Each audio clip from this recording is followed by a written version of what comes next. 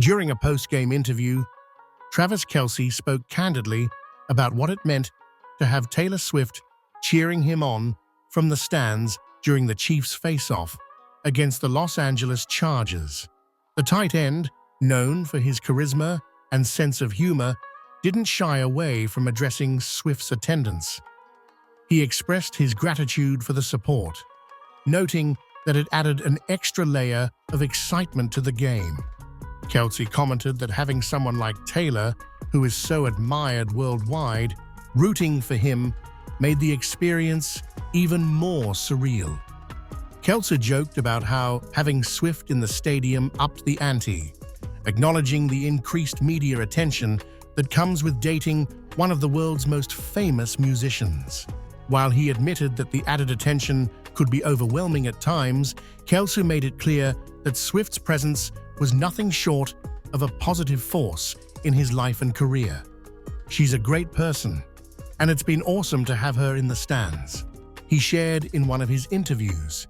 Despite all the media frenzy surrounding their relationship, Kelce has managed to stay focused on the game, delivering consistent performances on the field. His game against the Chargers was no different. With Swift in attendance, Kelce showcased his abilities, further cementing his status as one of the NFL's top tight ends. In a humorous moment, Kelce even remarked that with Swift watching, he didn't want to mess up, further illustrating how her presence added a fun dynamic to the game. Have few words, as Kelce said during the interview. Being made of kind of a slow start statistically for you, what do you make of it, and what how do you get out of that? We're always constantly working to get better here. That's always been my focus. I think this year stats may say something different, but at the same time you still see the same person inside this building. That's all I care about. I'm my own worst critic. Everything outside of this building is just noise, respectively, guys. How much more equipped are you, maturity-wise, to handle maybe not hitting 6 or 8 or 10 targets a game maybe than you would have been years ago? Yeah, I think I'm fortunate I've had the success in the past, and I realize that the ball can't always go to one person. It can't always get in my hands, but at the same time, I got all the trust in 1-5 to make the right decision, and he's been making great decisions. We might not be putting up as much points as we want to, but at the same time, we're 3-0 and we're doing something right. Travis, what tells you that it's going to improve in that area, not just for you, but for the team in general? What do you see in the I see the work throughout the week. I see the attention to detail, how hard guys are flying around trying to get things right, trying to make things perfect. On top of that, the schemes keep getting better and better, and I think that everything just kind of stacks on top of each other. Both all the coaches and the players, everybody together is just they have the goal in mind to keep getting better throughout this year and throughout the season, and that's the mentality you got to have. You've been part of a lot of different teams. What's your favorite part early on here about this year's cast? I love the way Rashid's been playing, man. He's fun to play with, and he's one of my favorite guys in the building. We put more trust in Noah Gray to go out there and do the things that he can do, and he's just such a well-rounded player. I'm happy to see him get out there and have the success he's been having, and outside of that, 4-2, I think the emergence of guys stepping up to the plate and making plays for us and helping us win ball games, I think that's the most fun so far this year. Travis, you've had a lot of attention from defenses throughout your own career. Does it feel different this year, or more of what you've seen for several years now? Every single year is different. I think with the pieces that we have, teams are playing us a little bit different than they were last year. And they're playing Patrick different than they were last year. I think you're seeing teams early on play a little bit softer, making us drive an entire way down the field instead of and just taking away those big shots. And I think Pat's doing a great job of getting the ball in everyone's hand. Just physically, do you feel the same? I'm ready to rock, baby.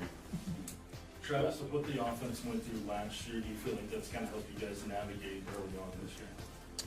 I think there is that a bit of understanding of we're going to have to keep working, and we're not where we want to be, and knowing that we have the entire year to get there.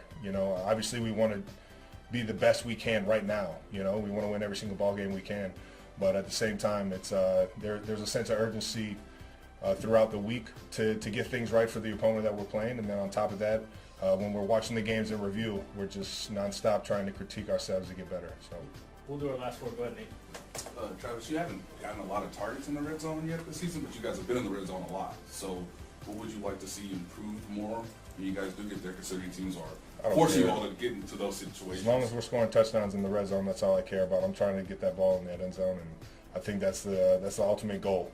And whoever's getting targeted, we just got to come up big. Blair? Patrick's about to make his 100th career start, and I don't think you played in his first. I think you were Correct. in Denver, right? Yeah, it was like 5 degrees. I remember that day. I was going to ask you what else you remember about watching him from the sideline at his first start. Well, I mean, we all were just excited to see him finally go out and cut it loose. He had worked his tail off, and he had been, he had been in his playbook and worked, been on scout team, thrown around, and on top of that, and he was just a fun teammate. So everybody was excited to see him go out there and just, cut it loose and have some fun. Because we all saw how much he enjoyed practice and enjoyed playing the game of football. But outside of just, the ability to see the field and be comfortable out there, he had a lot of energy, and I just remember it just felt like he took over the game, and I think that's what really gave the coaches confidence that he could play, at an extremely high level in this league. Todd? You got an old face back in the building. Last week when Kareem Hunt came back, he's going to be up this week.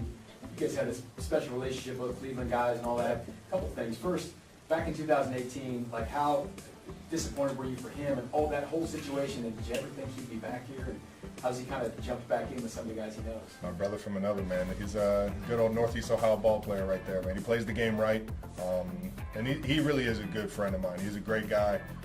Outside of everything that happened, I've always kind of had in the back of my mind, I really hope he gets another chance, not only here, but another chance in the league to start, and sure enough, he got that chance. And just happy to have the guy back in the building. It's been nothing but smiles and laughs since he's been back, and excited to see him go out there on Sunday. What does he look like on the practice field? Flying around, man. He looks like Kareem Hunt. It's exciting. Matt, what's up? And in your room, you've got a new face and an old face. What are your first impressions of one, Peyton, and then two, what's it like having Jody back? Jody, yeah, another energy guy, man.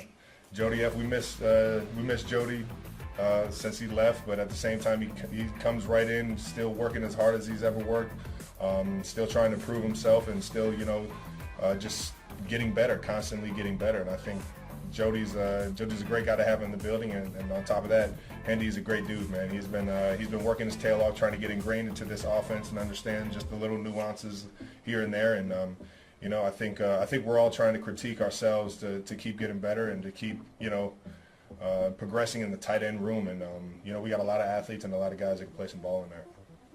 Thanks, Josh. Have a good one, guys. Thanks for watching. Don't forget to subscribe our channel for more updates.